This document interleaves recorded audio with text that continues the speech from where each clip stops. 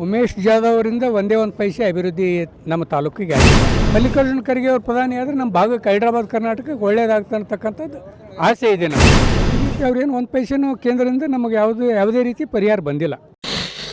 ಉಮೇಶ್ ಜಾಧವ್ ಅವರಿಂದ ಒಂದೇ ಒಂದು ಪೈಸೆ ಅಭಿವೃದ್ಧಿ ನಮ್ಮ ತಾಲೂಕಿಗೆ ಆಗಿಲ್ಲ. ಅವರು ಎಲೆಕ್ಷನ್ ಆದಮೇಲೆ ಗೆದ್ದು ಹೋದ್ಮೇಲೆ ಅವ್ರು ಏನು ಮಾಡ್ಯಾರ ಅನ್ನೋದು ನಮಗೂ ಇನ್ನೂ ಆ BJP ಕಾರ್ಯಕರ್ತರಿಗೆ ಅರಿವಿಲ್ಲ. ಈ ರೀತಿ ಅವರು ಏನು ನಮ್ಮ ಕ್ಷೇತ್ರಕ್ಕೆ ಹೇಳ್ಕೊಳ್ತಕ್ಕಂಥ ಕೆಲಸ ಮಾಡಿಲ್ಲ. ಖರ್ಗೆ ಸರಿಸಾಟಿ ಖರ್ಗೆ ಅವರೇ, ಅವ್ರಿಗೆ ಸರಿಸಾಟಿ ಅಂತಕ್ಕಂಥ ನಾಯಕರು ಕಲಬುರಗಿ ಜಿಲ್ಲೆಯಲ್ಲಿ ಇಲ್ಲ.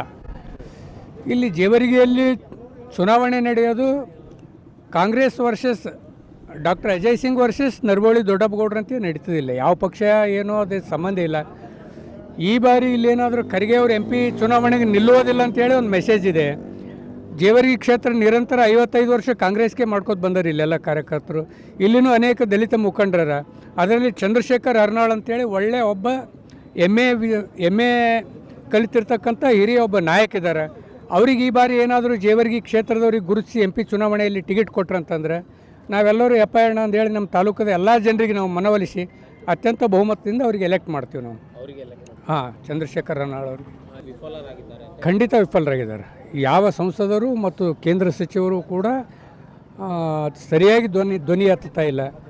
ರಾಜಕೀಯ ಚೆಲ್ಲಾಟ ಆಡ್ತಾ ಇದ್ದಾರೆ.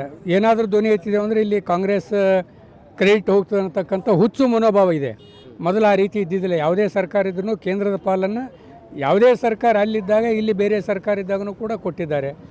ಹಿಂದೆ ಈ ದೇಶದ ಶಕ್ತಿಯಾಗಿರ್ತಕ್ಕಂಥ ಆಸ್ತಿಯಾಗಿರ್ತಕ್ಕಂಥ ದಿವಂಗತ ವಾಜಪೇಯಿಯವರು ಕೂಡ ಈ ದೇಶದ ಪ್ರಧಾನಿಯಾಗಿದ್ದರೂ ಕೂಡ ಇಲ್ಲಿ SM ಕೃಷ್ಣ ಅವ್ರ ಸರ್ಕಾರ ಇತ್ತು. ಸಿಕ್ಕಾಪಟ್ಟೆಯವರು ಆ ಟೈಮ್ನಾಗ ನಮಗೆಲ್ಲ ಬೆಂಗಳೂರು IT-BT ಆಗಬೇಕಾದ್ರೆ ಆ ಮಹನೀಯರ ಕೊಡುಗೆ ಹೆಚ್ಚಿಗೆ ಅದ. ಅವರನ್ನು ನಾವು ಈ ಸಂದರ್ಭದಲ್ಲಿ ಸ್ಮರಿಸಬೇಕಾಗ್ತದೆ. ಈ ಬರಗಾಲ ಸಂದರ್ಭ ಬಂತು ಸರ್. ಈಗ 200ಕ್ಕೂ ಹೆಚ್ಚು ತಾಲೂಕುಗಳು ಬರಪೀಡಿತ ತಾಲೂಕುಗಳು ಅಂತ ರಾಜ್ಯ ಸರ್ಕಾರ ಘೋಷಣೆ ಮಾಡಿತು. ಕೇಂದ್ರದಿಂದ ಈ ಬರಪೀಡಿತ ತಾಲೂಕುಗಳಿಗೆ ಒಂದೇ ಒಂದು ರೂಪಾಯಿ ಬಿಡುಗಾಸು ಬಂದಿಲ್ಲ ಅಂತ ರಾಜ್ಯ ಆರೋಪ ಮಾಡ್ತಾ ಇದೆ. ನಿಜ ಇದೆ ಅಲ್ಲ ಸರ್, ಅದು ನಿಜವಾಗಿದೆ. ಅದು ನಿರಂತರ ಬರಗಾಲ ಮತ್ತು ಅಭಿವೃದ್ಧಿಗಾಗಿ ಕುಂಠಿತಗೊಂಡಿದೆ. ಈ ರೀತಿ ಅವ್ರೇನು ಒಂದು ಪೈಸೆನೂ ಕೇಂದ್ರದಿಂದ ನಮಗೆ ಯಾವುದೇ ರೀತಿ ಪರಿಹಾರ ಬಂದಿಲ್ಲ.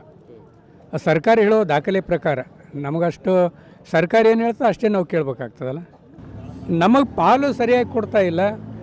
ಸಮಾಜಕ್ಕೆ ಎಲ್ಲ ಸ್ತರಗಳ ಸಮಾಜಕ್ಕೆ ತೆಗೆದುಕೊಂಡು ಹೋಗ್ತಕ್ಕಂಥ ಇಲ್ಲಿ ಸ್ವಲ್ಪ ವಿಫಲರಾಗಿದ್ದಾರೆ ಅವರು ಅಂತಕ್ಕಂಥದ್ದು ಈ ರೀತಿಯಾಗಿ ನಾವು ಹೇಳ್ಬೋದು. ಈ ಬಾರಿ ಯಾರು ಆಯ್ಕೆ ಆದರೆ ನಿಮ್ಮ ಜಿಲ್ಲೆಗೆ ಮತ್ತು ರಾಜ್ಯಕ್ಕೆ ಉತ್ತಮವಾದ ಇದು ಹೇಳ್ದಂಗೆ ಪಾಲುಗಳು ಸಿಗ್ಬೋದು? ನಮ್ಗೆ ಇಲ್ಲಿ ಮಲ್ಲಿಕಾರ್ಜುನ ಖರ್ಗೆ ಅವರೇ ನಮ್ಮ ಕಲಬುರಗಿ ಜಿಲ್ಲೆಯ ಒಂದು ಮೇಟಿ ಅಂತ ನಾವು ತಿಳ್ಕೊಂಡಿವಿ. ಅವರು ನಿಂದಿರಲೇ ಇರಲಿ ಅವ್ರು ಯಾರು ಕ್ಯಾಂಡಿಡೇಟ್ ಕೊಡ್ತಾರೆ ಆ ಕ್ಯಾಂಡಿಡೇಟೇ ಎಲೆಕ್ಟ್ ಆಗ್ಬೇಕನ್ನತಕ್ಕಂಥದ್ದು ನಮ್ಮದಿದೆ. ಕಾಂಗ್ರೆಸ್ ಪಕ್ಷನೇ ಗೆಲ್ಲಬೇಕನ್ನತಕ್ಕಂಥ. ಕೇಂದ್ರದಲ್ಲಿಯೂ ನಮ್ಮ ಮಲ್ಲಿಕಾರ್ಜುನ ಖರ್ಗೆ ಅವರು ಪ್ರಧಾನಿ ಆದರೆ ನಮ್ಮ ಭಾಗಕ್ಕೆ ಹೈದರಾಬಾದ್ ಕರ್ನಾಟಕಕ್ಕೆ ಒಳ್ಳೆಯದಾಗ್ತಾ ಅಂತಕ್ಕಂಥದ್ದು ಆಸೆ ಇದೆ ನಮಗೆ. ಹೀಗಾಗಿ ನಾವು ಅಲ್ಲಿನೂ ಕೂಡ ಬದಲಾವಣೆಯನ್ನು ಬಯಸ್ತಾ ಇದ್ದೀವಿ. ಹೈದರಾಬಾದ್ ಕರ್ನಾಟಕದಾಗಪ್ಪ ಅಂತಂದ್ರೆ ಸ್ಪಷ್ಟವಾಗಿ ಹೇಳ್ಬೇಕಾದ್ರೆ ಮಲ್ಲಿಕಾರ್ಜುನ ಖರ್ಗೆ ಸಾಬ್ರು ಅಂತ ಹೇಳ್ಬೇಕಾಗ್ತದೆ.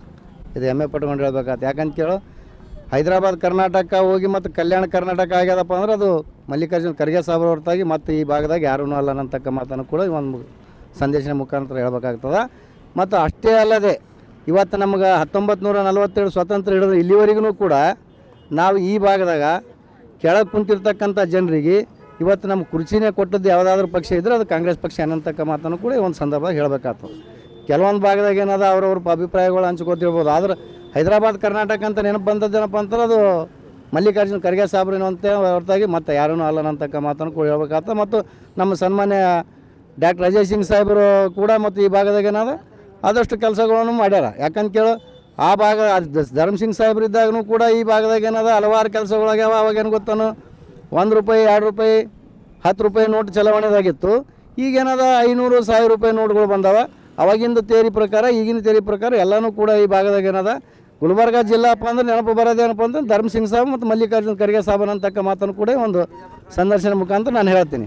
ಯಾರ್ಯಾರ ಪಕ್ಷ ಅವ್ರಿಗೆ ಹೆಮ್ಮೆ ಅದ. ಆದರೆ ಏನು ಗೊತ್ತಾ, ನೀವು ಎಲ್ಲ ಬರೋದಕ್ಕಿಂತನೂ ಮುಂಚಿತವಾಗಿ ಕರ್ನಾಟಕ ರಾಜ್ಯದಾಗ ಕಲಬುರಗಿ ಜಿಲ್ಲೆದಾಗ ನಾವು ಮಾಡಿರ್ತಕ್ಕಂಥ ಕಾಂಗ್ರೆಸ್ ಪಕ್ಷದ ರೋಡಿನ ಮೇಲೆ ಇವರು ಪುನಃ ಡಾಂಬರೀಕರಣ ಮಾಡ್ಯಾರ, ಸಿಮೆಂಟನ್ನು ಮಾಡ್ಯಾರ, ಮತ್ತು ಹಲವಾರು ಮತ್ತು ನಲ್ಲಿಗಳನ್ನು ಮಾಡ್ಯಾರ. ಪ್ರತಿಯೊಂದೂ ಏನಾದರೂ ನಾವು ಮಾಡೀವಪ್ಪ ಅನ್ನತಕ್ಕಂಥದ್ದು ಅದು ನಾವು ಮಲ್ಲಿಕಾರ್ಜುನ ಖರ್ಗೆ ಸಾಹೇಬರು ಮತ್ತು ಸನ್ಮಾನ್ಯ ಧರ್ಮಸಿಂಗ್ ಸಾಹೇಬ್ರು ಅಂತ ಹೇಳ್ಬೋದು. ನಾವು ಕೇಂದ್ರದಾಗ ಅಲ್ಲೇ ನಮ್ಮ ಮಲ್ಲಿಕಾರ್ಜುನ ಖರ್ಗೆ ಸಾಹೇಬ್ರಿಗೆ ICS ಅಧ್ಯಕ್ಷನೂ ಮಾಡ್ಯಾರ.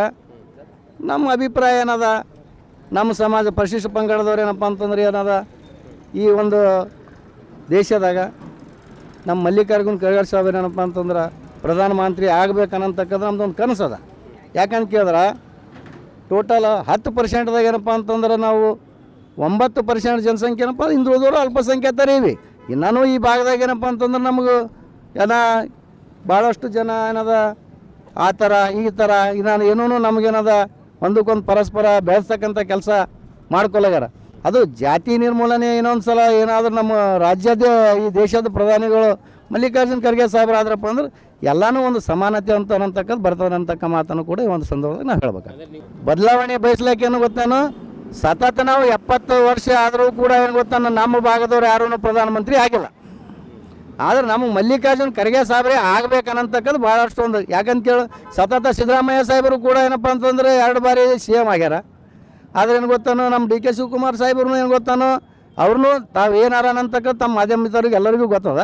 ಆದರೂ ಕೂಡ ನಮ್ಮದು ಒಂದು ಉದ್ದೇಶ ಏನಪ್ಪ ಅಂತಂದ್ರೆ ಮಲ್ಲಿಕಾರ್ಜುನ ಖರ್ಗೆ ಸಾಹೇಬರಿಗೆ ಯಾಕೆ ನಾವು ಆಯ್ಕೆ ಮಾಡ್ತೀವಪ್ಪ ಅಂತಂದ್ರೆ ಪರಿಶಿಷ್ಟ ಜಾತಿ ಪರಿಶಿಷ್ಟ ಪಂಗಡ ಹಿಂದುಳಿದವರು ಅಲ್ಪಸಂಖ್ಯಾತರ ಅನ್ನತಕ್ಕದ್ದು ಮಾತು ಏನಾದರೂ ಬಂದ್ರೆ ಅದು ಮಲ್ಲಿಕಾರ್ಜುನ ಖರ್ಗೆ ಸಾಹೇಬ್ರು ಹೊರತಾಗಿ ಮತ್ತು ನಮ್ಮ ತಾಲೂಕು ನಮ್ಮ ಜಿಲ್ಲಾ ಧರ್ಮಸಿಂಗ್ ಸಾಹೇಬರು ಇಷ್ಟು ಹೇಳೋಕೆ ಇಷ್ಟಪಡ್ತೀನಿ.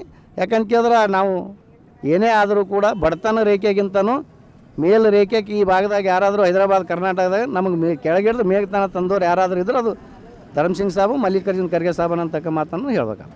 ಪಕ್ಷ ಅಂತ ಅನ್ನತಕ್ಕದ್ದು ಬಂದರೆ ಕಾಂಗ್ರೆಸ್ ಪಕ್ಷ ಏನಂತಕ್ಕದ್ದು 5 ಬರಳುಗೂಡು ಕೂಡಿದ್ರೆ ಊಟ ಮಾಡೋಕೆ ಬರ್ತದೆ. ನಾವು 5 ಬರಳು ಯಾವುದಾವ್ದು ಅನ್ನೋದೇ ನಮಗೆ ಈ ಭಾಗದಾಗ ಗೊತ್ತಿದ್ದಿದ್ದಿಲ್ಲ. ಅದು ಏನಾದರೂ ನಮಗೆ ತೋರಿಸಿಕೊಟ್ಟವ್ರಪ್ಪ ಅಂತಂದ್ರೆ ಅವ್ರು ಏನಂತಕ್ಕ ಮಾತನ್ನು ಕೂಡ ಈ ಒಂದು ಸಂದರ್ಭದಾಗ ಹೇಳ್ಬೇಕಾಗ್ತದೆ.